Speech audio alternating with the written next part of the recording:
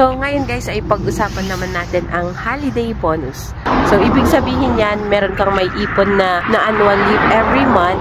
For example, usually, pag less than a year ka pa lang sa workplace, mga 2 days per month yung may ipon mong annual leave.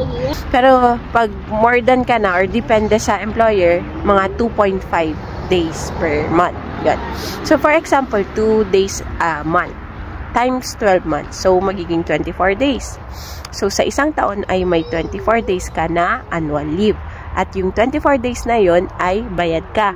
And on top of that, kung magkano yung ibabayad sa'yo sa 24 days na yon ay plus 50% yung total. Yan. So, plus 50% ba on top of nung masasahod mo habang nakabakasyon ka. Yun yung holiday bonus. So, ang holiday bonus ay naka-base sa collective agreement.